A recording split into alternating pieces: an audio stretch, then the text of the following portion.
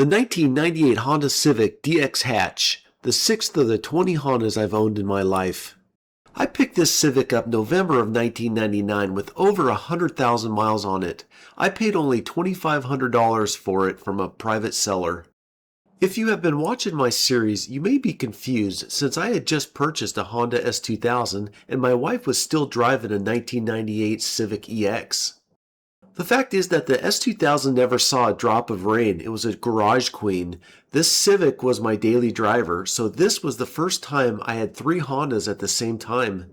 This worked perfectly since my drive to work every day was an hour through bumper-to-bumper rush hour traffic, and driving a manual S2000 would have worn my knee out.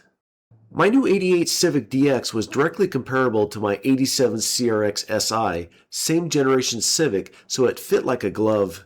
While a little different with a more fuel-efficient design, the engine had similar horsepower and torque. Fortunately, I still had the 15-inch Antero wheels and performance tires from my 1995 Del Sol VTEC. Like most Hondas, this simple change alone made the handling actually pop and it felt as go-karty as the CRX did. Even with the S2000 in the garage, I actually absolutely loved driving this Honda Civic DX. While not being that fast, it was still fun as hell, very much like another Honda I owned a decade later. For me at this time, having three Hondas with their insurance was a serious financial stress. Both my wife and I were in the beginnings of our careers at that time. My 1988 Civic DX was in amazing condition, especially for $2,500. The only thing wrong with it, which may have forced the person to sell it, was that the heater wasn't working. This started causing me grief as it turned winter, and I was forced to roll the dice taking it to my dealership to fix. Having purchased over 25 cars from dealers, even by 1999, I knew that any interaction with a Honda dealer was dangerous to my pocketbook. Advice to you all, never, ever trust a Honda dealer in any dealings that you may have with them. I think I have standing here with this fact, having purchased over 15 new Hondas. This has been consistent over 3 decades. Terrible dealerships have been one constant with all the Japanese cars I have purchased, including Honda, Acura, Toyota, Lexus, and Subaru. Heck, one of my worst experiences was with a Lexus dealer.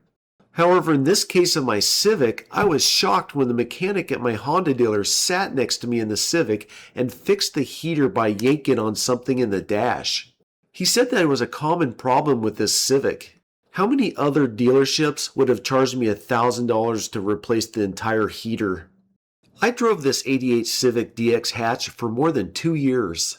Then ended up selling it privately with 20,000 more miles on it for $4,000, which was $1,500 more than I paid for it.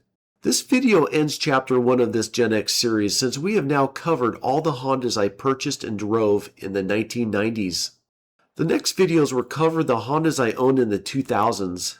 For Honda, this was also a completely new era that literally started in the year 2000 as Honda really matured as an automotive company. At the same time, my wife and I were starting to advance in our careers as younger Gen Xers. I hate hearing this, and I hate saying it more. However, if you like this series and want me to continue, please hit like and subscribe so the infamous YouTube algorithm will actually start boosting the video. Also, click on some of these videos to continue the journey into Honda as well as many other Gen X topics.